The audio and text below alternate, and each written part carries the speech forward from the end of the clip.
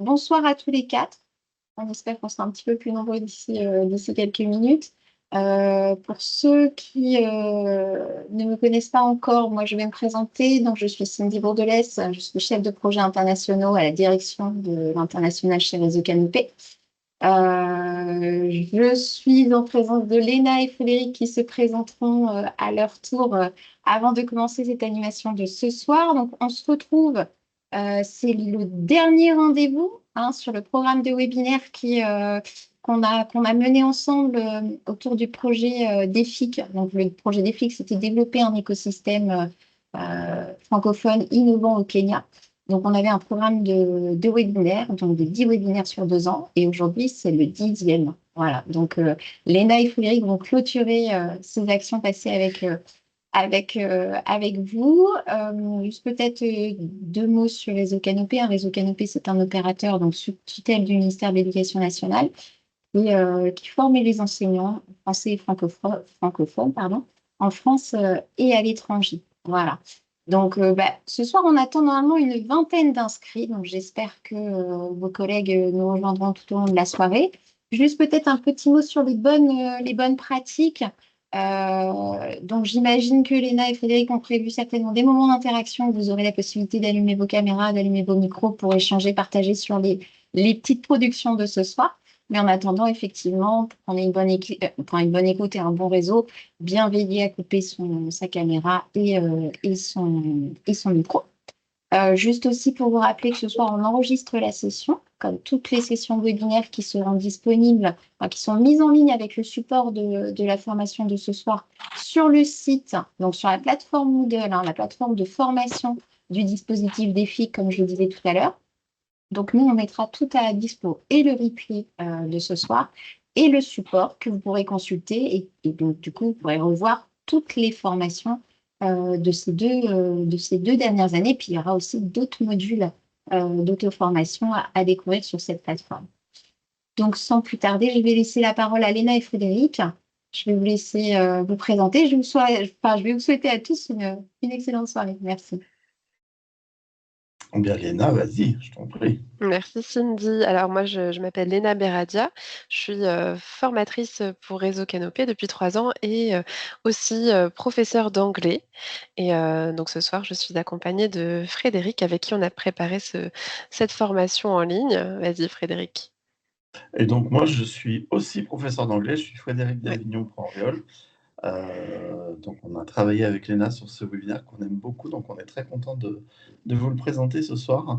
Et moi, je suis formateur aussi à Réseau Canopé, aussi depuis 3 ans, dans le sud de la France. Mais aujourd'hui, je vous parle depuis Bruxelles, où je suis en formation. Voilà, donc j'espère que je n'aurai pas de soucis de connexion ce soir, mais voilà. Et J'espère. à toi, Léna. Je coupe ma caméra, du coup, aussi pour Ouais. libérer de la bande passante. Super, merci beaucoup Frédéric. Alors aujourd'hui, on est ensemble pour parler des apports de la pensée visuelle en langue vivante étrangère. Donc on va essayer d'y aller de manière progressive en parlant du pictogramme jusqu'à l'acte de communication. C'est un peu le fil conducteur de notre webinaire. Et donc les 3 objectifs. Ça va être tout d'abord d'identifier l'apport des outils visuels pour l'apprentissage des langues vivantes, de s'approprier des techniques de base de la pensée visuelle. Oui, oui, vous allez gribouiller, vous allez un petit peu pratiquer, même si on va avoir un webinaire assez court, mais l'idée, c'est que vous puissiez aussi pratiquer et développer votre potentiel créatif. Ça, c'est l'objectif global, que ce soit pour vous, pour vos élèves, c'est d'utiliser la pensée visuelle pour développer votre potentiel créatif. Alors la pensée visuelle, on va essayer de définir ça pour que tout le monde soit d'accord sur ce que c'est que la pensée visuelle, parce que c'est un gros mot comme ça.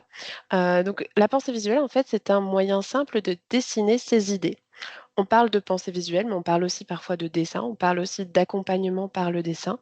Et donc ça permet de dessiner, alors en classe, les idées de la classe, les idées des élèves, les idées de l'enseignant, les idées de groupe, de manière très simple, mais aussi de manière très personnalisée sans avoir nécessairement de talent de dessinateur. On n'est pas aujourd'hui, en train de vous dire que vous allez, devenir des dessinateurs. Non, on ne veut pas, on ne veut pas aussi, freiner votre créativité. L'idée, c'est vraiment de se dire, qu'on n'a pas de talent de dessinateur, mais qu'avec des outils très simples, on peut exprimer, ses idées. On peut apprendre à communiquer autrement grâce à l'acte de dessiner.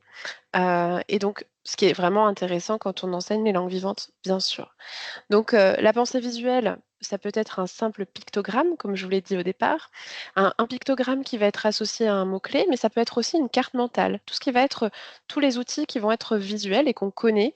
Les pictogrammes, on les rencontre beaucoup dans les manuels scolaires. Les cartes mentales, certains enseignants en font, certains élèves aussi, aiment beaucoup cette pratique et puis ensuite on va aussi parler, beaucoup de sketch notes. Le sketch note, c'est une manière de prendre des notes ou en tout cas de restituer quelque chose, de manière structurée en associant des mots, des dessins, des pictogrammes, des idées, des lettres, dans une organisation qui va être, vraiment, logique et pensée par la personne qui va sketch noter.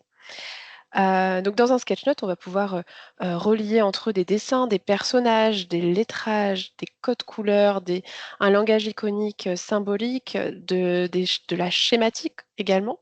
Et ce qui est vraiment intéressant finalement avec la pensée visuelle pour un usage en classe, c'est la dimension du pour soi. On va beaucoup parler aujourd'hui de l'élève, on va beaucoup parler de l'appropriation, c'est-à-dire le fait de s'approprier les notions de la langue cible par l'élève, de la fixation du vocabulaire également, de la mémorisation. Donc toute cette question du soi, de l'appropriation, c'est ce qu'on va essayer d'exprimer à travers les exercices qu'on va vous proposer. Et donc c'est pour ça aujourd'hui que vous allez pratiquer un petit peu, parce on a ce souhait de vous mettre à la place des élèves pour que vous puissiez imaginer les possibles grâce aux exercices proposés. Heu, on va on va s'intéresser alors quand on parle de pensée visuelle, de sketch note, on s'intéresse souvent à la dimension plutôt, esthétique, mais aujourd'hui, on va s'intéresser plutôt à une dimension qu'on appelle la dimension pragmatique et donc son apport pour travailler les différentes, compétences langagières.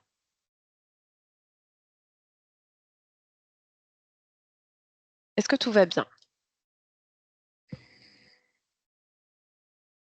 Super, Écoute, Oui, Léna, en bien, tout cas, il n'y oui, a pas de oui. questions dans le chat. super. J'ai dit Oui, à mes collègues j'ai vu de une petite, prendre le créneau. alors donc maintenant, on va essayer de faire le lien très rapidement, hein. L'apport théorique est très, très bref, c'est juste en guise d'introduction. Ensuite, on va vite passer à la pratique. Mais donc là, on va essayer quand même de faire le lien entre qu'est-ce que la pensée visuelle peut apporter en langue vivante étrangère, en enseignement du français, langue étrangère, en enseignement de l'anglais, de l'espagnol, etc. Donc en fait, si vous regardez le schéma ici, je vais essayer de mettre le pointeur, vous allez voir que j'ai repris les différents types d'outils de la pensée visuelle, les 3 grands types, donc les pictogrammes, l'outil le plus simple, le plus facile, on va dire le niveau 1, les cartes heuristiques, donc tout ce qui va être carte mentale et ensuite le sketch note. Et donc ces 3 outils, ils se situent au centre de 2 choses qui sont fondamentales dans l'enseignement des langues vivantes, qui sont la compétence de communication et les activités de communication langagière. Donc qui sont la compréhension orale, la réception, la compréhension écrite également, l'expression, expression écrite, expression orale, l'interaction et la médiation. Et puis ensuite, vous avez la composante linguistique, de l'autre côté, la composante pragmatique, on a déjà évoqué ce mot juste avant, la composante sociolinguistique et tout ce qui relève aussi des consignes, hein, tout ce qui va être utilisé dans la classe. Et en fait, tout ça, ça va être des approches qui vont nous permettre de créer l'immersion linguistique et l'approche actionnelle. L'approche actionnelle, c'est mettre l'élève au cœur de son apprentissage et donc grâce à ces 3 outils, on va réussir à mettre en place cette approche actionnelle en classe, en tout cas à mettre l'élève au cœur de son apprentissage des langues en étant créatif. Puis on va aussi essayer, en tout cas, trouver des stratégies pour mettre en place l'immersion linguistique au sein de la classe de langue. Donc voilà pourquoi, ces outils vont être intéressants. En fait, ce sont des outils qu'on appelle des outils facilitateurs. Ils vont faciliter l'expression, faciliter la compréhension, faciliter l'interaction, faciliter la compréhension des consignes, le travail de l'objectif linguistique, du vocabulaire, la mémorisation, mais aussi la hiérarchisation des idées dans un discours, dans la création d'un discours. Et donc c'est là où la pensée visuelle va avoir son apport. Hem je pense que j'ai tout dit. Alors au niveau, voilà, au niveau de l'approche actionnelle, on est sur, à la fois la composante linguistique avec tout ce qui va être vocabulaire, structure grammaticale, etc. La composante pragmatique avec la construction du discours. Et aussi, on a cette compétence plutôt sociolinguistique et l'appropriation de la langue par la culture. Et donc là aussi, on aura certains éléments qui permettront de répondre peut-être à ce lien à faire entre pensée visuelle et composante sociolinguistique. Donc, on est ensemble 1h30, un peu moins même, pour voir comment la pensée visuelle peut favoriser l'immersion linguistique, la mémorisation et l'explicitation, notamment des consignes. Et puis, ensuite, on va travailler sur la pensée visuelle pour favoriser la compréhension orale, puis l'expression orale. Je ne sais pas si on aura le temps de tout faire, mais l'idée, c'est de vous donner un maximum de choses pour qu'ensuite vous puissiez vous approprier les outils. Et donc, je vais vous laisser tout de suite avec Frédéric pour un petit échauffement pour commencer cette session. Voilà. C'est le moment fatidique où j'essaie de prendre le contrôle Vas-y, et ça fonctionne, tout va bien. super. OK. Donc l'idée, c'est que, vous ayez à côté de vous une feuille et un feutre, un crayon et vous nous mettez un petit OK dans le chat, quand c'est bon pour vous et on va faire un tout petit exercice d'échauffement, ça restera entre vous et nous. Donc voilà, il vous faut vos crayons, vos feuilles et puis, vous essayerez de nous montrer soit en activant la caméra ou si vous êtes timide, vous n'êtes pas obligé, mais il n'y aura vraiment aucun jugement. Est-ce que, Grace est prête? Est-ce que les Oui, autres, c'est bon pour vous? Samuel aussi. Samuel, OK, merci, super. Margaret? Teresa aussi, je Oui, crois, ça est va, avec oui, nous ça va. et Vous êtes Séverine. prêts? OK. Eh ben, on y va. Alors si vous êtes prêts, on commence. Donc l'idée, donc Lina vous a apporté des apports, théoriques tout à l'heure. On va nous reprendre à partir de la base, c'est-à-dire le pictogramme et on va, s'entraîner à faire un petit picto tout simple, donc à représenter un mot que je vais vous donner le plus rapidement possible, dans sa forme la plus simple possible, les traits les plus épurés possibles que vous pouvez trouver pour cet objet et on va se donner, 2 minutes pour dessiner tout d'abord une tasse. Donc le plus rapidement possible, essayez de dessiner une tasse sous une forme très très simple. Et quand vous avez votre tasse, vous essayez de nous la partager, soit en réactivant votre caméra pour nous montrer, ou nous dire si c'est difficile. Bienvenue Sarah, du coup. Bienvenue Sarah. Super, merci Teresa. On n'a pas très bien vu, mais si vous voulez nous remontrer, bien devant la caméra, génial, merci. Super, ouais, on voit bien. Ouais, très Super. bien, parfait. Super, merci pour le partage. Merci Est-ce que Teresa. d'autres collègues, du coup, veulent nous montrer? Vous en prie.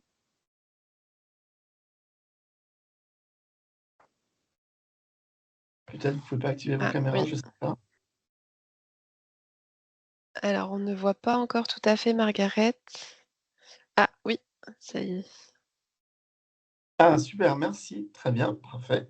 Donc on est bien sur des formes simples. Bravo pour l'exercice, Margaret. D'autres collègues?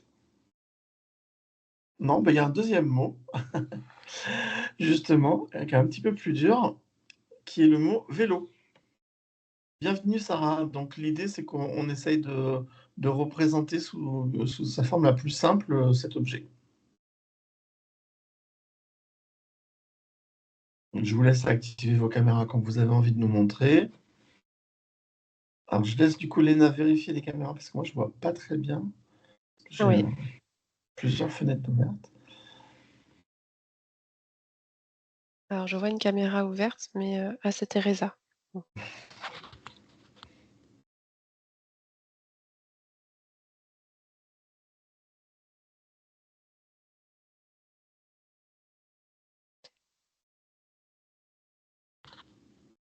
Si vous avez réussi à former un vélo, n'hésitez pas à nous montrer comme Teresa, Margaret. Si vous ne pouvez pas, il n'y a pas de souci. Et donc je rappelle que l'idée, c'est pas de faire une représentation exacte du vélo, mais en tout cas de nous donner l'idée de ce que c'est un vélo sous une forme très très simple, graphique. Je ne suis pas très forte en dessin quand même, hein? On n'a pas Voilà besoin mon d'être très vélo. fort en Eh dessin. ben, Super. on Voilà reconnaît mon bien un vélo. vélo. Voilà. Et justement, c'est bien le propos, Margaret, et merci de cette transition, que justement, ce n'est pas de l'art, ce n'est pas du dessin. Si vous regardez ces deux chiens, il y en a un qui est dessiné de façon hyper artistique et l'autre qui, entre guillemets, est mal dessiné. Mais dans les deux dessins, on reconnaît bien un chien. Donc, on a un chien sous sa forme la plus simple. Et donc, l'idée du pictogramme et du sketch note, c'est qu'on va représenter des idées et pas de l'art. Donc, l'idée, ça va vraiment être de capturer des idées, de mettre ses pensées sur papier avec un mélange d'images et de mots. Là, on commence par le pictogramme, par le mot. Mais c'est vraiment pas l'idée de dessiner. Alors, Est-ce que tu après, peux passer à la slide suivante, Fred? Parce que, eh ben oui, ouais, je en suis fait, tu passé à parlais celle du de. chien et moi, Eh ben moi, je suis passé. Ah, mais attends, j'ai perdu le contrôle en fait. Oui, alors moi, je n'ai pas le contrôle. Je pense que quelqu'un a pris le contrôle, voilà. Ah, donc du coup, c'est bon? Oui, Ouais, parce voilà. que moi, j'étais pas. Mais je pensais que j'avais encore le contrôle. Bon. Ok, je vais vérifier régulièrement.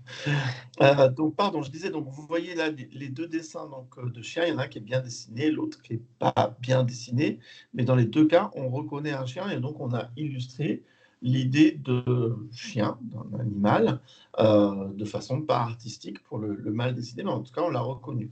Et dans vos dessins, bon, on n'avait pas des tasses dessinées comme Picasso, mais en tout cas, on a bien reconnu l'idée de la tasse. Alors après, avec Léna, on est un petit peu coquin parce qu'on ne vous a pas donné les règles pour faire cet exercice, et je vais trop loin du coup. Qui sont que pour dessiner un picto, on a trois formes de base. Et à partir de ces trois formes de base qu'on peut mélanger, le point, la ligne et la courbe, on peut quasiment tout représenter. En tout cas, tout ce qu'on va vouloir représenter, ce sera un mélange de ces trois formes-là. Et pour vous montrer justement, on avance. Si, alors, je ne sais pas si ça apparaît en grand chez vous, chez moi c'est en tout petit, mais vous voyez sur la tasse qu'on vous a demandé, en fait, le premier élément qu'on va dessiner, c'est une espèce d'ellipse un petit peu aplatie en vert là. En rouge, vous allez avoir une espèce de petite courbe, hein, c'est pour vous montrer les différents éléments, on n'est pas obligé de le faire en plusieurs couleurs. La anse qui sert à tenir la tasse, ça va être le numéro 3 qui est le petit arc de cercle, et encore un autre arc de cercle un peu différent pour symboliser la soucoupe dans laquelle serait posée la tasse. Si vous faites même 3 petits traits au-dessus de la tasse, vous rajoutez l'idée que ce qui est dans la tasse est chaud, et en tout cas que c'est en train de fumer. Et vraiment, l'idée, quand on commence à faire des pictos aussi, c'est de partir d'une photo, d'une représentation, et d'essayer de décomposer sous ces formes, donc sur le point, le trait et la courbe, essayer de voir comment l'objet peut se décomposer sous ces trois formes-là et comment ça peut se combiner. Pareil pour le vélo, hein, qui vous inquiétait un petit peu. Si on regarde en bas, en fait, un vélo, ça va être un triangle, un deuxième triangle qui vient se coller au premier, mais à l'envers, auquel on rajoute un petit trait, et au centre de chaque pointe, là, vous allez avoir le centre des cercles qui vont représenter la roue. Et si vous rajoutez un petit arc de cercle et un autre petit arc de cercle, vous allez avoir la selle et le guidon, et vous avez un vélo. Et vous voyez que notre vélo, il n'est pas réaliste du tout, hein. Ce n'est pas un vélo d'art qui fait, c'est pas une photographie, il n'y a pas les pédales par exemple, il n'y a pas la chaîne, il n'y a pas les rayons, voilà. Mais il n'empêche qu'on a tous ici reconnu un vélo. Ça va? Vous avez des questions? Ça a Alors l'air d'aller. maintenant, ça a l'air d'aller. Si vous reprenez mon petit défi, essayez de voir. Ouais, le vélo était difficile, Sarah, c'est vrai. Et bien justement, essayez de voir si avec mon petit truc là pour vous aider, vous pouvez redessiner la tasse et le vélo plus facilement. Et dites-nous dans le chat. Et regardez, je vous remets la décomposition, vous pouvez copier. Nous, c'est l'inverse de la classe en fait. Avec Léna, on a le droit de copier ici. Donc, vous avez le droit de recopier ce qui se passe à l'écran et de faire votre vélo et de nous dire si vous y arrivez déjà mieux. Dites-nous dans le chat ou en activant les micros, hein, vous pouvez prendre la parole. Vous n'êtes pas très nombreux ce soir, donc tout va bien. Ça écrit dans le chat. Alors, ceux qui ont eu du mal sur le vélo, c'était plus simple? Margaret me dit que Margaret. ça va. Ah, super. Ah, super, Sarah. OK. Ah, Donc, Teresa. entraînez-vous systématiquement, du coup, à chaque fois, à Ouais. décomposer en forme. Merci, Teresa, pour le partage. On voit bien, ouais. Super. On n'a pas vu le vélo, Teresa, quand même, hein? Je sens qu'on nous cache le vélo. Bon, du coup, j'enchaîne un petit peu pour pas qu'on soit trop en retard. Merci d'avoir joué ce petit jeu avec nous. Et du coup, vous pouvez vous entraîner à chaque fois que vous voyez un objet. Maintenant, vous allez penser, vous allez voir, vous allez penser point, trait et courbe. Et bien sûr, si vous les combinez, vous avez carré ou rectangle, ou triangle, ou un cercle, ou des arcs de cercle, qui peuvent se combiner à l'infini pour créer toutes les formes que vous avez besoin de créer. Elena, je te repasse la parole. Une question. Oui, Oui, Margaret. Margaret, bien sûr. On a dit qu'il y a trois quoi. On utilise le point, la ligne. Il y a quelque chose. La troisième, c'était quoi? C'est la courbe. La courbe. La courbe, comme un bout de D'accord. cercle, si vous voulez. D'accord. Je vous les remets. Oui. Hop, ils sont là, regardez. Donc, vous avez le point, la ligne Ok. et la courbe. Et la courbe, ok. Voilà. Et en fait, si vous continuez la courbe, en fait, vous avez un cercle. Un Et cercle, pareil, les oui, bien lignes, sûr. si vous les Oui. combinez, vous avez des rectangles, des triangles. Voilà, vous pouvez à partir de ça représenter énormément de choses. Si vous regardez d'ailleurs sur le côté, vous avez mes deux petits engrenages, là, noir, jaune et orange, qui ne sont en Oui. fait que des courbes et des traits qui sont combinés ensemble pour donner l'illusion de ces deux petits engrenages qui fonctionnent ensemble. Pardon. Oui. D'accord. Ça va, Main? J'ai répondu à votre question? Oui, oui, bien, oui, très bien. Super. Merci. Très bien. Et du coup, Alors, je reprends le laisse. contrôle. Ouais. Vas-y. Alors, on va passer à la première partie sur la pensée visuelle pour favoriser l'immersion linguistique. Vous vous rappelez tout à l'heure du schéma. On est là pour favoriser l'immersion linguistique en classe. Ça veut dire qu'on veut faire en sorte souvent de parler qu'en français quand on enseigne le français ou qu'en anglais quand on enseigne l'anglais. Donc c'est ça le bain linguistique. Et donc comment est-ce qu'on va utiliser la pensée visuelle pour favoriser ça et pour être sûr que tout le monde comprend, tous les élèves comprennent ce qu'on dit en classe. Et puis aussi comment est-ce qu'on va utiliser les outils de la pensée visuelle pour favoriser la mémorisation et l'explicitation. Donc c'est ce qu'on va voir tout de suite. Mais avant ça, vous savez que j'aime bien les apports théoriques, moi, hein. Donc je vais vous faire un petit apport sur une théorie sur laquelle repose tout ce qu'on vous dit avec Frédéric aujourd'hui. Donc ça s'appelle la théorie du double encodage. C'est une théorie qui stipule que, en fait, quand on va faire des associations dans le cerveau entre un mot-clé et une image visuelle ou un pictogramme, on a beaucoup plus de chances de garder ce mot en mémoire. Ça nous intéresse beaucoup pour l'apprentissage du vocabulaire. Ça veut dire que si on écrit le mot de vocabulaire pour l'apprendre, tout simplement, ou si on dessine tout simplement le mot de vocabulaire, on aura un petit peu moins de chances de le retenir que si on associe le mot-clé et la représentation visuelle. Ça s'appelle la théorie du double encodage. Et donc si on essaye en classe d'utiliser cette théorie du double encodage de manière efficace, c'est-à-dire qu'on ne va pas mettre un mot à côté d'un pictogramme qui n'a rien à voir avec le mot, parce que là, ça peut créer des confusions. Et il n'y aura pas d'apprentissage malheureusement. Mais si on utilise cette théorie de manière efficace, on peut donner aux élèves de plus grandes chances de garder les mots en mémoire. Donc c'est vraiment ça qu'il faut retenir, c'est que c'est une vraie théorie, c'est une théorie qui a été menée par Alan Paivio, et donc qui dit que la formation d'image mentale accroît la possibilité de se souvenir d'une information et favorise a fortiori le processus d'apprentissage. Donc voilà la théorie qui se cache derrière tout ce qu'on va faire, aujourd'hui.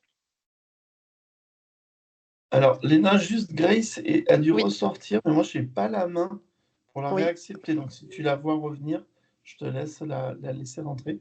Parce que Ouais, moi, j'arrive vraiment pas à faire rentrer dans le webinaire. ouais, normalement, elle devrait rentrer toute seule parce que ouais, j'ai autorisé tout le monde à rentrer. Donc logiquement, je vais Bon, surveiller si elle arrive. super.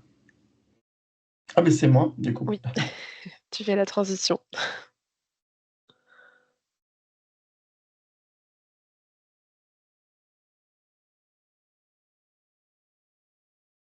Ah, on t'entend pas, Fred? J'ai mon micro qui s'est recoupé. Oui. Je suis mal ce soir, je sais pas ce qui se passe. Désolé, excusez-moi. Donc Léna et moi, on est enseignants d'anglais, donc du coup, le sketchnoting, c'est quelque chose sur lequel on a travaillé en langue vivante et avec l'idée que, en suivant cette théorie du double encodage là et de la multiplication des formes avec laquelle on rencontre un mot, ou des notions, on va favoriser le rappel en mémoire et la mémorisation. Donc c'était intéressant quand moi je l'ai testé avec mes élèves sur, vous savez, ces mots résistants là que les élèves rencontrent mais n'arrivent pas à mémoriser, à apprendre. Ben, ça peut être un moyen de faciliter cette mémorisation avec un encodage différent. Il y a aussi l'idée qu'il y a la notion de plaisir, hein, puisque tout le monde aime griffouner, même si on n'est pas très doué en dessin, on aime tous gribouiller, et peut-être même là, en nous écoutant, vous gribouillez un petit peu sur vos feuilles de papier. Et donc, on va pouvoir travailler sous forme de picto, tout ce qui est mots-clés de quelque chose qu'on est en train de travailler en langue vivante, un texte, une leçon à apprendre, etc. Et faciliter aussi tout ce qui est notion culturelle dont Léna a déjà parlé tout à l'heure, avec des repères visuels. Donc, par exemple, mémoriser en repères visuels, par exemple en France, l'Arc de Triomphe ou la Tour Eiffel, qui sont assez faciles à symboliser sous forme de courbes, traits et points.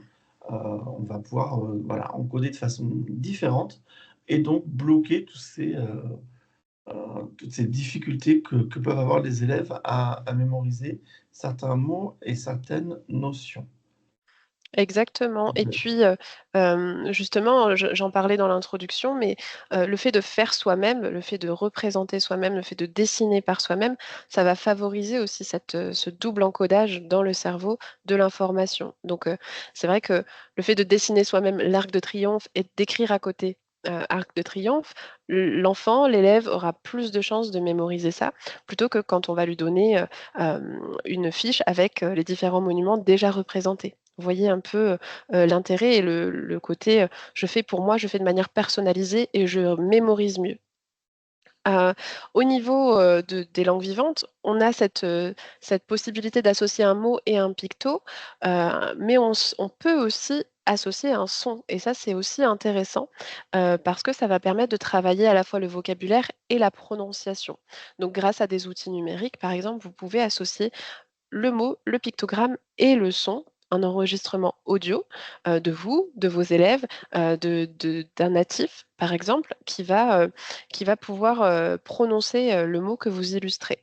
Et donc, ici, on a des exemples, sur les paires minimales, donc c'est ces mots qui se ressemblent et qui ont un seul son qui change, comme pédale et pétale. Et ici, on voit qu'on a joué à la fois sur la représentation du mot, mais de manière visuelle avec un pictogramme très simple, vous voyez, hein, on est sur des pictogrammes très, très simples, mais qui parlent à tout le monde.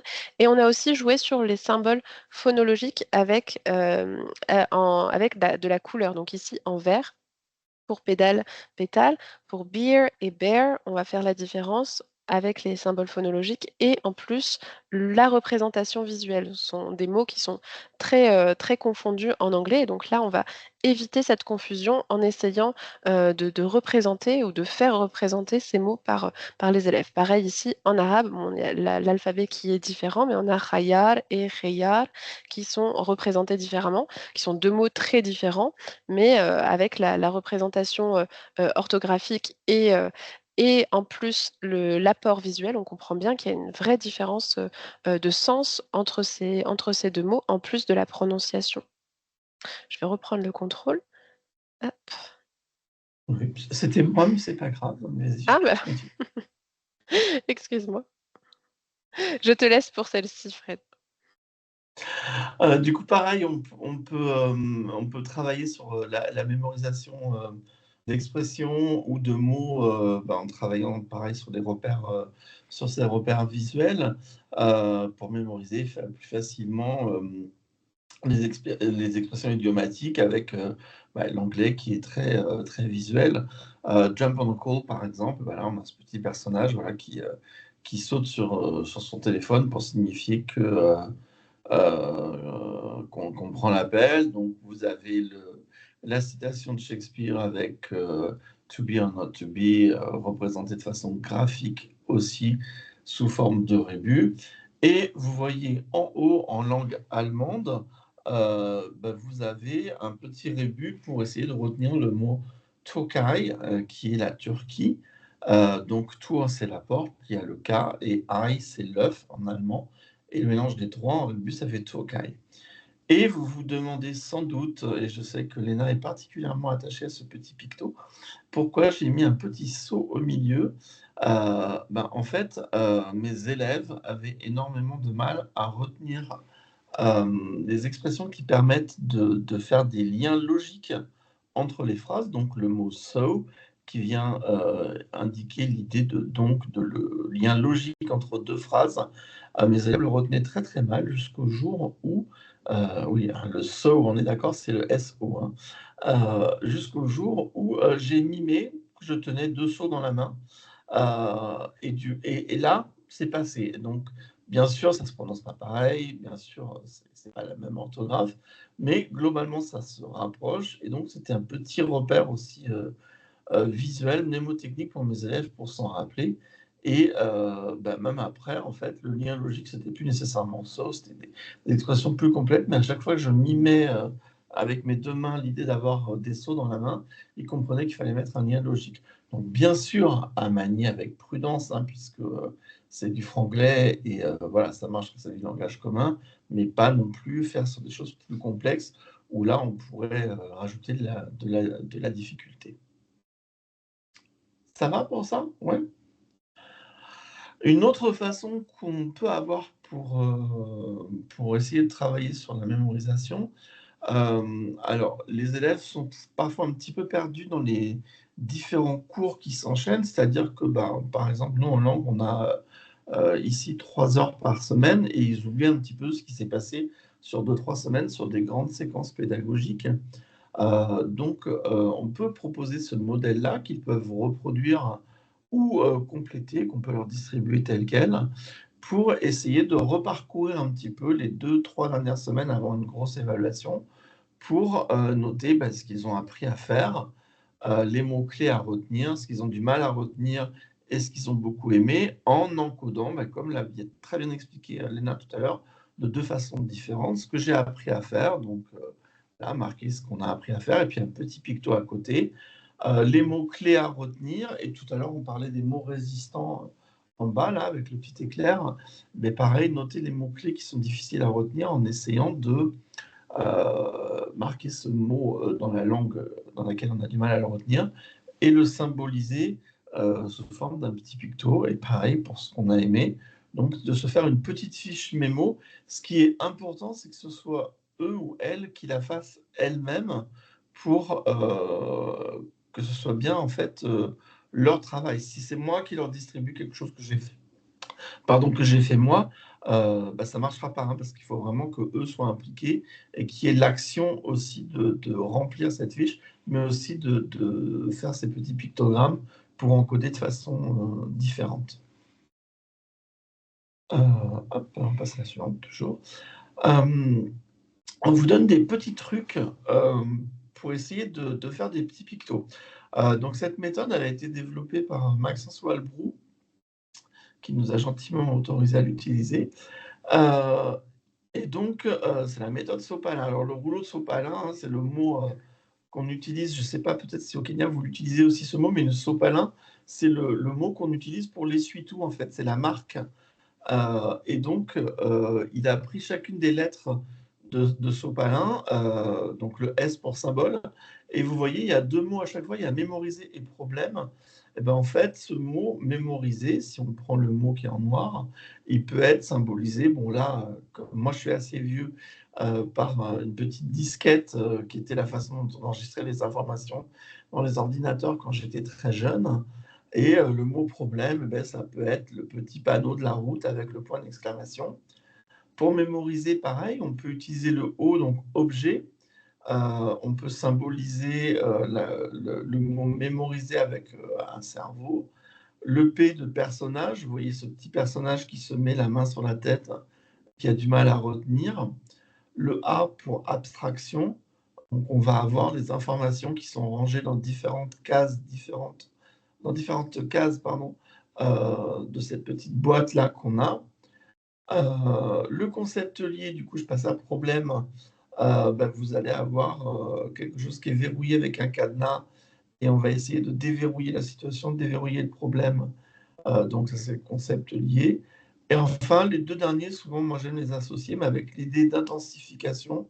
Donc un petit symbole qui peut être une flèche ou, quelque chose qui s'accentue, ou quelque chose qui tremble, qui vibre avec des petits traits. Et parfois, ça peut être même mis à l'intérieur d'une note. Donc, vous voyez, mémoriser, il est dans une petite bulle, donc dans une note, mais il est aussi intensifié avec les petits traits qui sont autour. Donc, quand vous ne savez pas trop comment transformer en picto un mot, même si vous avez point, courbe et trait, eh ben, essayez de penser à ce petit rouleau d'essuie-tout et du mot sopalin pour essayer de vous dire, ah bah tiens, je vais prendre une des 7 lettres pour essayer de voir si ça m'aide à transformer en picto. Et je te Merci. passe pour la suite. Merci Frédéric Je et t'en ce qui est prie. intéressant, avec le N de sopalin, c'est qu'on n'est pas obligé forcément de tout représenter en pictogramme. Parfois, le simple fait de l'écrire et de Mmh. l'intensifier avec un conteneur comme le nuage, comme, ces petites étincelles autour et cetera, ça permet aussi de mieux garder en mémoire à condition que ce soit encore une fois l'élève qui fasse. C'est vraiment ça qui est important dans la démarche, d'utiliser les outils de la pensée visuelle, dans les langues vivantes. C'est vraiment ça qui fonctionne. On va passer, à un exemple, je ne sais pas si ça va fonctionner au niveau des audios, mais pour revenir tout à l'heure à ce que je disais sur, l'association d'un mot-clé, d'un symbole et d'un audio, donc d'un son. Ici, c'est quelque chose que j'ai fait sur PowerPoint. Donc vous avez, heu, une, heu, une fiche de vocabulaire, mais une fiche de vocabulaire qui n'est pas une fiche de vocabulaire classique, c'est-à-dire pas une fiche de vocabulaire qui est linéaire, mais là, on s'est basé sur l'environnement proche. Donc là, c'était mon environnement proche, mon bureau, au travail, donc avec la fenêtre, avec, la plante, avec, le bureau, l'ordinateur, le café et cetera et donc on a une fiche de vocabulaire qui permet d'être aussi, assez progressif dans les niveaux. On a un niveau très simple avec le mot, donc le mot-clé qui est, indiqué dans les objets ou à côté des objets avec les flèches, mais aussi, la possibilité de faire des phrases et donc là, on a un exercice qui est intéressant à faire en classe, par exemple dans la salle de classe, par exemple dehors, en sortie scolaire ou, dans un autre, dans l'environnement de l'élève aussi, dans sa chambre par exemple. On peut demander, à l'élève de représenter son environnement, de nommer les différents éléments qui constituent, son environnement et ensuite, d'essayer, alors pourquoi pas soit de proposer un seul mot-clé, mais pourquoi pas aussi des phrases, qui sont des phrases aussi mémo qui vont être associées, à un pictogramme. Donc ici, vous avez des audios qui sont, associés au pictogramme.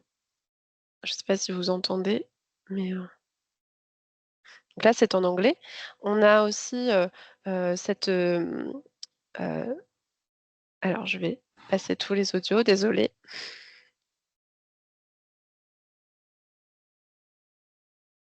Voilà et donc vous avez aussi des fiches de vocabulaire qui sont thématiques et là qui sont aussi faites par l'apprenant. C'est-à-dire que là, sur la thématique de la cuisine, l'apprenant va choisir les mots qu'il a envie d'apprendre ou qu'il a envie de réviser parce qu'il a du mal à les retenir. On est encore sur ces mots résistants, par exemple et là, il va se constituer sa propre fiche de vocabulaire totalement personnel qui va être illustré avec ses propres pictogrammes. Et donc là encore, on va insister sur ce double encodage et on va mettre en pratique avec nos élèves en leur permettant de faire leur propre fiche de vocabulaire. Donc voilà deux façons d'amener cet exercice de mémorisation du vocabulaire. On met un petit peu de côté les fiches de vocabulaire classiques pour aller vers des fiches de vocabulaire transformées, plus personnalisées et qui vont appartenir à chacun de vos élèves. Au niveau de la consigne, on peut aussi utiliser ces pictogrammes de manière très simple pour illustrer des consignes. Alors si je prends le pointeur, que je vous montre ce que montre l'enseignant dans ce dessin, on voit très très facilement que l'élève aura 30 minutes pour réaliser cette activité. Il sera aussi amené à travailler par groupe, donc là avec 3 personnes. Et donc l'élève, donc quand on va énoncer cette consigne dans la langue qu'on enseigne, par exemple si je vais énoncer cette consigne en anglais dans ma classe, je suis certaine qu'au début de l'année, par exemple, il y aura au moins 2 tiers de la classe qui ne va pas comprendre. Alors que si j'illustre avec des pictogrammes ou que je dessine en même temps que j'énonce la consigne, on va faciliter la compréhension de la consigne.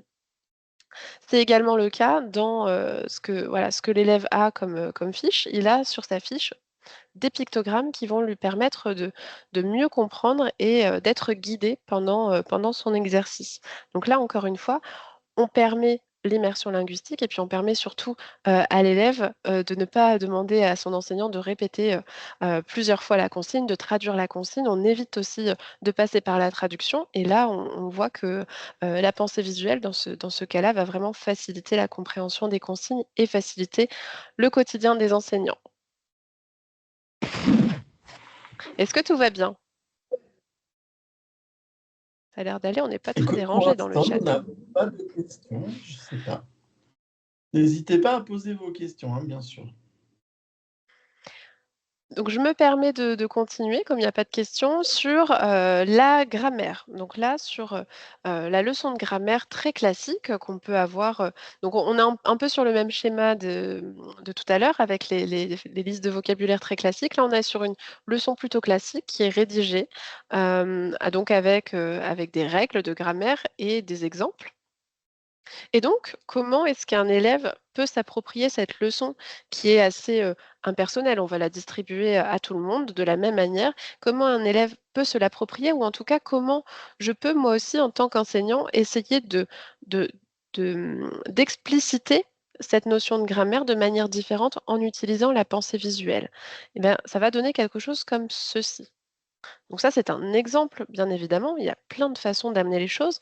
Mais ici, on va reprendre tout simplement le titre, on va reprendre les 2 catégories et ensuite on va illustrer l'exemple. Et vous voyez, j'ai fait des personnages très, très simples, des bonhommes bâtons qui tiennent une pomme. On a la flèche qui permet de voir qu'on est bien sur une pomme et qu'on peut compter, hein. Donc là, on est sur une leçon en anglais, bien évidemment.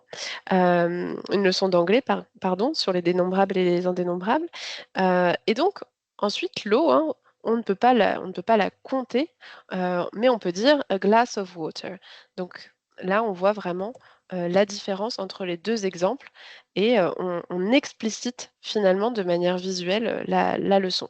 Ça peut être un exercice aussi à demander, à vos élèves de faire sur une leçon qui est plutôt classique pour vous permettre de voir, aussi leur niveau de compréhension de cette leçon, d'essayer de leur demander de schématiser ou de dessiner, en s'appropriant cette notion, nouvelle, et vous pouvez évaluer en fait, s'ils ont bien compris la leçon ou non.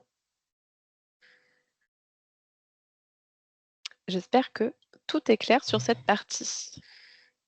Parce que maintenant on va passer à la partie un petit peu pratique. Tout va bien? C'est Teresa N'hésitez qui, n'hésitez pas, oui, à activer vos micros ou vos caméras, même si vous voulez, ou à nous déposer vos questions dans le chat. Est-ce que ça va? Non, Est-ce qu'on peut passer à la partie suivante? oui, oui, oui, oui, tout à fait, oui. J'allais juste dire que tout est clair, ouais. super, très bien. Bon, bah super, merci beaucoup de ce retour. Oui, ça va, chez moi aussi. Super, merci beaucoup Parfait. Margaret. On va passer à la partie suivante. Il faudra, pour cette partie-là, vous munir encore une fois de feutres, de crayons, de feuilles et je vais laisser Frédéric mener cette partie-là. Tu peux prendre le contrôle, alors ouais, J'essaye, ouais. oui. Donc on va aborder la partie, compréhension orale, même si, vous verrez dans la slide suivante que, l'idée c'est de travailler, sur quand on écoute un document, une première collecte de mots-clés à partir de laquelle, on va, construire sa compréhension, d'un document. Donc ces documents, ça peut être, par exemple, un podcast qu'on écoute, mais ça peut être aussi un texte, qu'on lit et qu'on étudie, en classe. Ça peut être aussi une image, qu'on peut analyser, qui va compléter autre chose. Une vidéo qui peut être, n'importe quoi, hein, dans la langue qu'on étudie, une publicité, un extrait de film, de série ou encore, une chanson et à partir de la pensée visuelle et du pictogramme, vous voyez comment on va pouvoir combiner ça pour, on a perdu pas mal de collègues, je sais pas si c'est normal. Pour repérer les mots-clés. Donc on va pouvoir, s'appuyer, sur 2 façons de s'organiser, par exemple. La première façon, à gauche, c'est de travailler autour, des notions clés, les, qui, quand alors ça s'affiche en tout petit chez moi, j'ai le chat qui me perturbe, pardon. Le qui, quand, le où, le quoi, le pourquoi, le comment et vous voyez qu'on a à chaque fois, en fait, illustré le mot avec un petit picto, qui vient, renforcer ce sens et on va pouvoir, essayer de structurer son écoute ou sa lecture du document, à partir de ces mots-clés-là qu'on va noter sous forme écrite et ou dessinée ou juste au début, sous forme de picto. Si on a compris le mot mais qu'on ne sait pas l'écrire, par exemple, dans chacune des petites cases. L'autre méthode, sur une feuille A4 ou sur une feuille A3, et effet teasing, c'est ce qu'on va vous faire utiliser, c'est la carte bulle. Donc la carte bulle, c'est, on va vous, par exemple, donner le titre de quelque chose qu'on est en train d'étudier et vous allez faire 8, 10, 12 bulles. Et dans ces bulles, vous allez noter les mots-clés que vous entendez ou que vous trouvez dans le document que vous lisez, pour structurer votre compréhension du document. Et ça pourra éventuellement vous servir de support pour prendre la parole euh, autour du document que vous avez entendu. Ça va? Tout va bien? Je vois plus le chat, mais j'imagine que oui. Ah oui, tout va bien. Et donc, je te laisse du coup reprendre la main si tu veux déclencher tout à l'heure Oui. l'audio. On va vous proposer un petit audio à écouter en espérant que le son passe bien. Et on va vous laisser sur une feuille tracer donc, on va dire 12, 10, 12, on avait dit, 12 bulles au maximum. Alors bien sûr, si quand vous écoutez le document, vous n'arrivez pas à les remplir, ce n'est pas grave. Et dedans, on va vous demander de noter un mot-clé que vous pouvez soit directement pictoliser, soit marquer sous forme de mots-clés si vous l'avez compris. Et je laisse Léna. Non, je laisse déjà nos collègues prendre leur Oui. feuille et nous dire dans le chat si tout est OK. Il faut que je remette le chat. Voilà, vous nous faites un petit coucou dans le chat si c'est OK, quand vous vous sentez prêt. C'est pas grave si vos cercles ne sont pas parfaits, ne les faites pas au compas. Tout va bien. Ah non, on veut C'est juste un 12 brouillon. bulles et une bulle pour le titre. Pourquoi pas? Mais, ça devrait Soit être vous assez activez votre rapide. micro pour nous dire que c'est OK, soit vous nous le mettez dans le chat.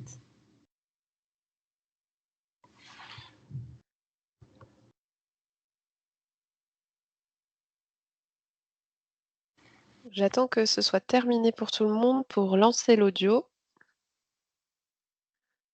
Alors, Grace, c'est OK. OK. Ça va pour moi.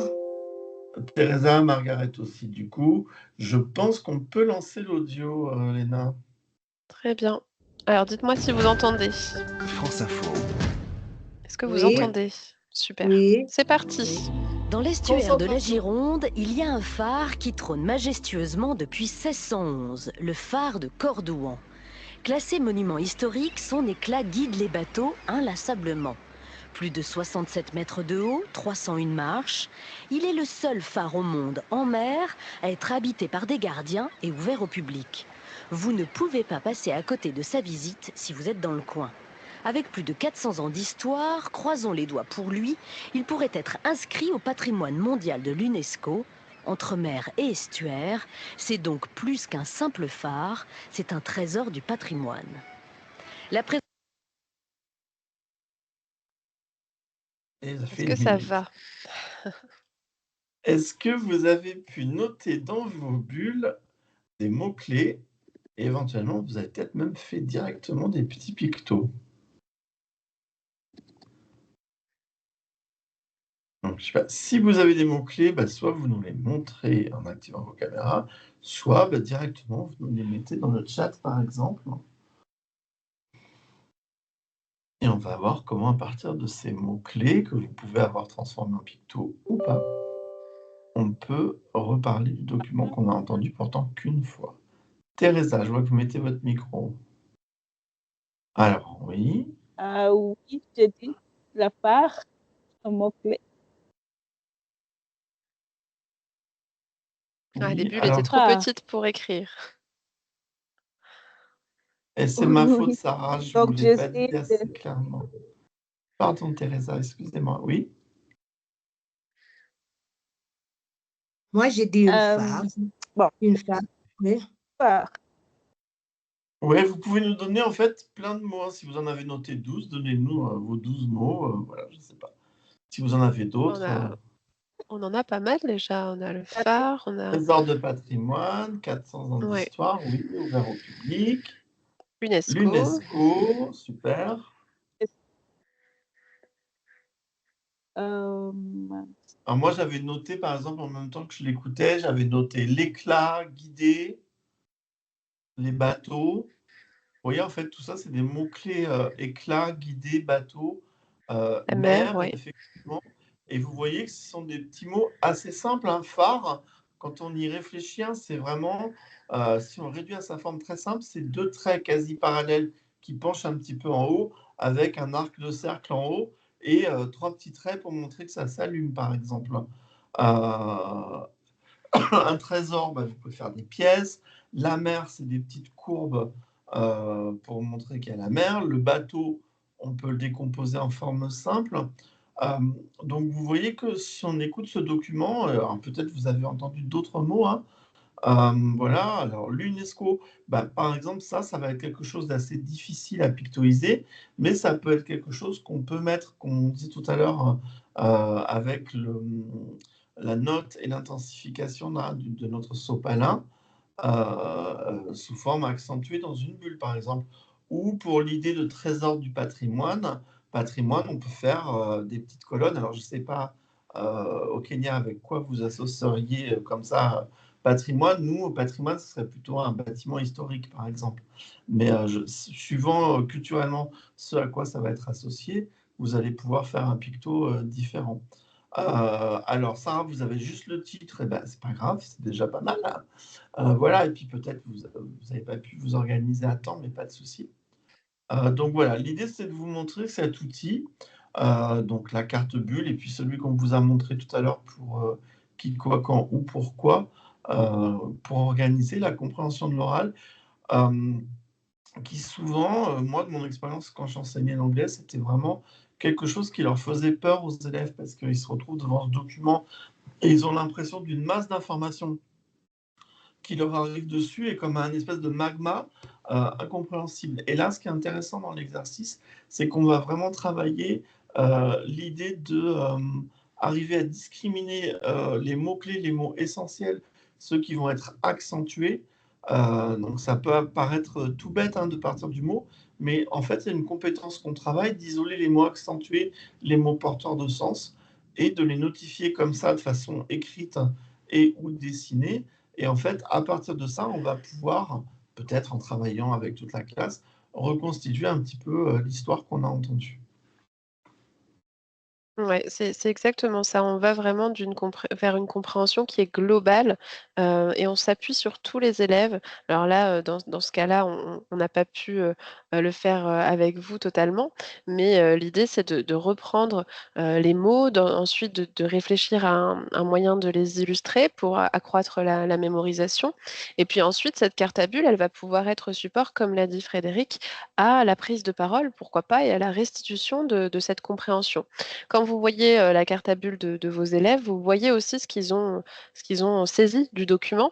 Ça donne vraiment beaucoup d'indices sur leur degré de compréhension des documents audio ou vidéo que vous allez passer. Ça peut être aussi utilisé pour, une compréhension écrite, hein. Ces deux outils peuvent être Ouais. utilisés pour la compréhension écrite et ça permet justement d'aller à l'essentiel, d'être très synthétique et en même temps, de favoriser, la mémoire. C'est-à-dire que là, si je vous demande de restituer ce que vous avez compris du document, vous allez vous baser sur ces mots-clés de manière, que vous avez pris de manière, très très synthétique et très rapide, et vous allez essayer de reconstituer la compréhension de ce document.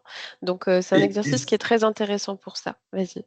Et si on regarde là, en fait, vous êtes 3 ou 4 à avoir participé à l'activité, mais regardez les mots que déjà vous avez proposés et Léna est comme moi, croit beaucoup à la puissance et à la force du collectif classe.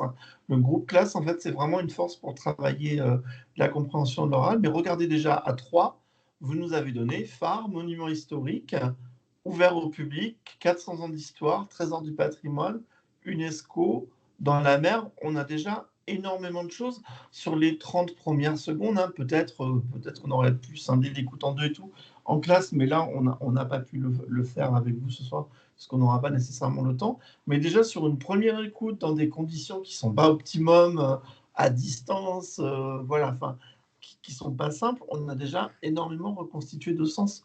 Donc voilà, cet outil, on vous le propose et puis on vous laisse l'expérimenter avec vos élèves. Et je rends... Non, tu l'as pris, c'est parfait. La main à Léna pour la suite. Oui, c'est cette diapositive pour vous montrer, une autre façon d'amener les choses. En fait, c'est une enseignante qui a suivi, une formation avec, une formation qu'on menait avec, Frédéric et qui nous a proposé aussi de partager sa méthode parce qu'elle a expérimenté la carte à bulles et puis elle s'est aussi emparée de tout ça pour transformer un peu sa méthode, de compréhension orale, la fiche qu'elle propose à ses élèves. Donc au départ, elle propose, une fiche très simple de compréhension orale avec des questions et les élèves sont ensuite amenés à écrire, les mots-clés à ce niveau-là, dans les cases et à les dessiner juste en dessous. Donc à chaque fois, un mot-clé est associé à un pictogramme. C'est comme ça pour les mots les plus importants et en fait, ce sont les mots qu'elle a repérés très importants dans sa séquence, dans sa séance et sur lesquels elle voudrait vraiment mettre l'accent et elle voudrait que les élèves puissent les mémoriser le plus tôt possible dans la séquence. Et puis ensuite, elle propose aux élèves donc de structurer leurs idées en les organisant, c'est-à-dire de manière, par exemple, chronologique, de manière, circulaire, comme une carte mentale et cetera. Donc ils ont, de l'espace, elle leur donne de l'espace pour structurer leurs idées sur un brouillon qui est totalement personnel.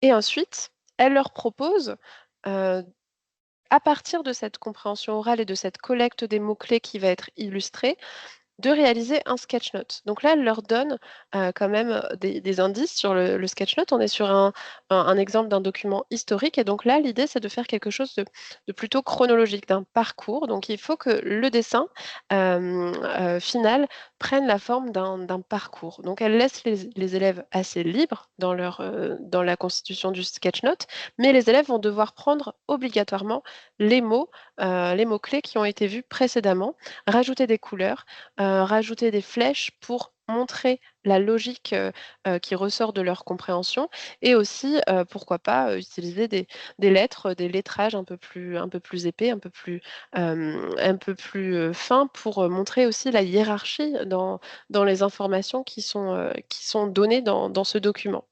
Donc là, on est exactement sur cette phase, de reconstitution dont parlait, Frédéric juste avant.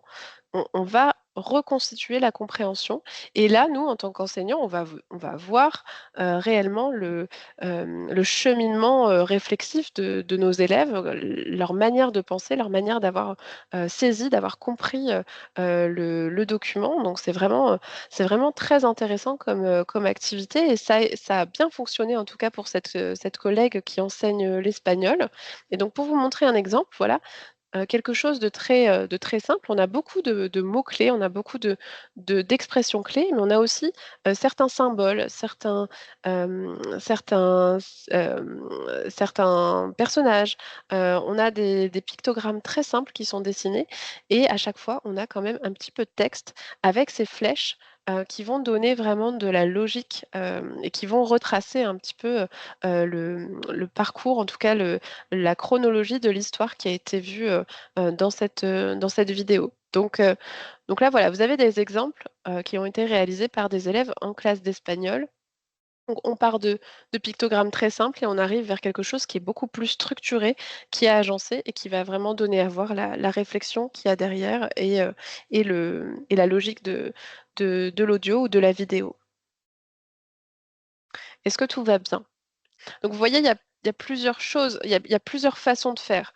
On a des cartes mentales pour prendre des notes, on a des cartes à bulles, on a aussi tout simplement des tableaux qui permettent de prendre des notes, mais en fait, l'idée qu'il y a derrière tout ça, c'est de donner de l'espace à l'élève pour s'approprier ces mots, pour s'approprier ces notions et pour essayer de construire du sens à partir de toutes ces nouvelles notions ou ces mots repérés.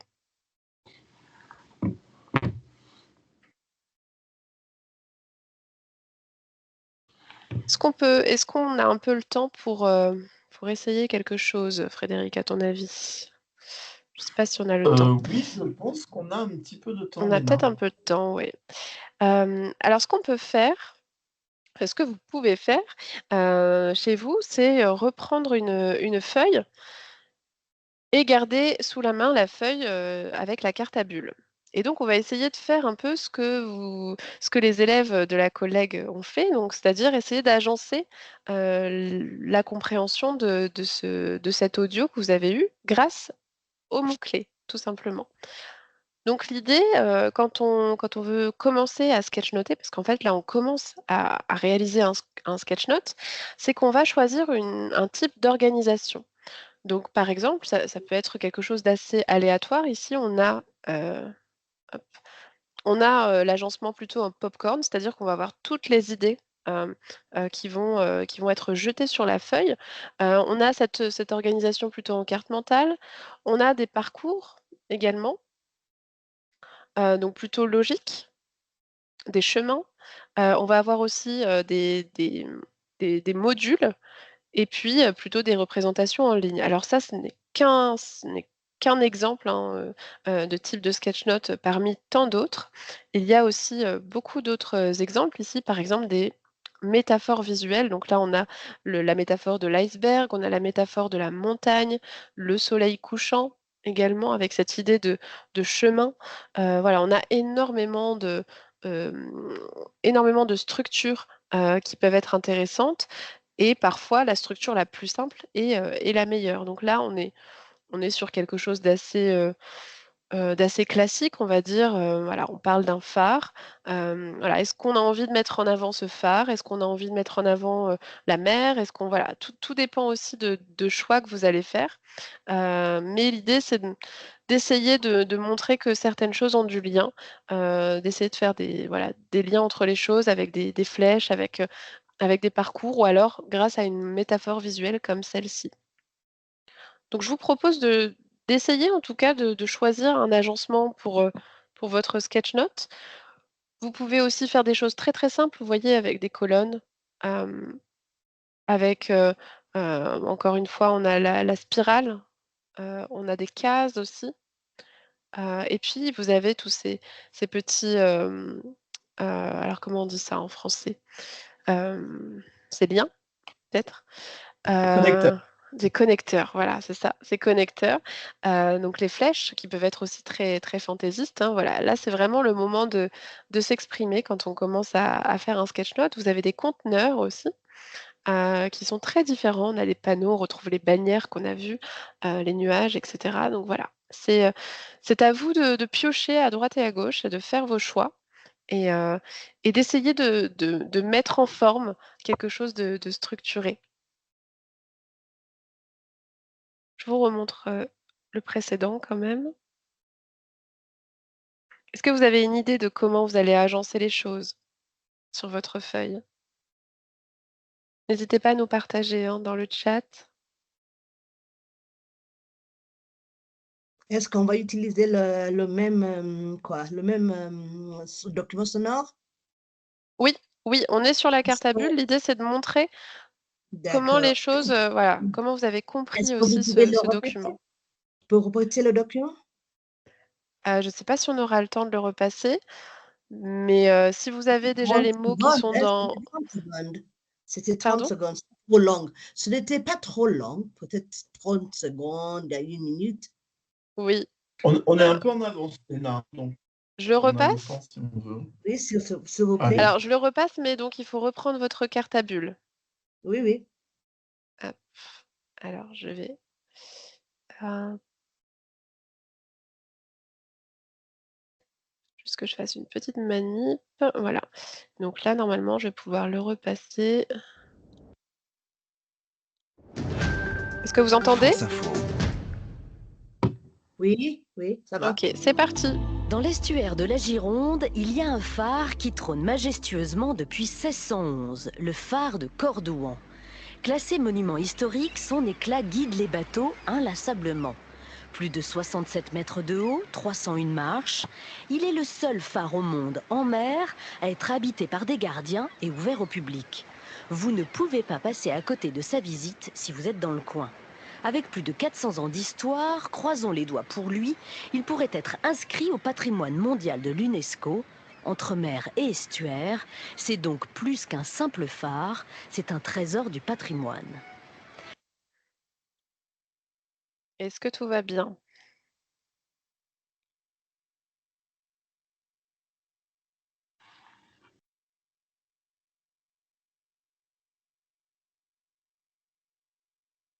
Ils sont concentrés, je pense. Alors je vais repartager le PowerPoint. Donc là, c'est le moment où il faut être créatif, tout en essayant de structurer un petit peu les choses.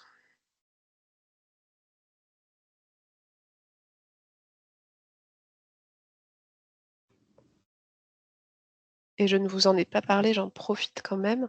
Voilà, vous pouvez aussi vous faire plaisir, hein, sur ce qu'on appelle le lettrage, hein, donc les titres. Si vous avez envie de donner un peu plus de matière à vos lettres, vous pouvez vous inspirer de cette diapositive également. On voit que le titre est en caractère beaucoup plus épais et ensuite on joue sur les différents sous-titres et sur le texte.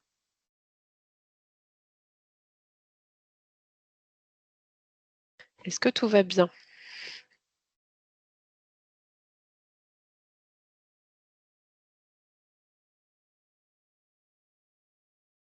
Moi, j'ai utilisé la première où on avait quoi? Les mots-clés dans les Oui, bulles. Les mots-clés dans les oui. bulles. Quelque Oui, chose de donc, très linéaire, en fait, c'est ça? non, non, j'ai dessiné un pas linéaire avec les quoi? Les bulles. Ah Oui. d'accord. Oui. Donc, j'ai dessiné les bulles et j'ai mis les mots-clés que j'ai entendus. Mmh. Oui. D'accord. Donc une fois qu'on a fait ça, Et puis, au centre, j'ai mis le titre. Le La phare, titre, ouais. j'ai pas entendu l'autre mot. C'était la phare de quoi? La phare, le phare je l'ai pas de Cordouan. de Cordouan. Oui. J'ai mis ça au Très bien. milieu. J'ai mis ça au milieu. Et puis, les autres mots sont dans des bulles. Il y a la mer, j'ai entendu gardien, bateau, sable, ouvert au public, trésor du patrimoine, UNESCO et 400 ans.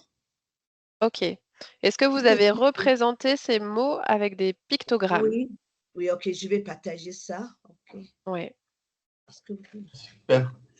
Ça, c'est une super Et en base fait, déjà. l'étape suivante, Margaret, ouais, sympa, merci, c'est chouette. Et en fait, Oui. l'étape suivante maintenant, si vous voulez, c'est à partir de ce qu'affiche là le PowerPoint, c'est d'essayer d'organiser la petite histoire que vous allez raconter de façon un petit peu visuelle. Donc, vous voyez, vous avez le premier là, où, qui est quasiment celui que vous avez fait, mais vous pouvez aussi présenter les choses de façon totalement différente.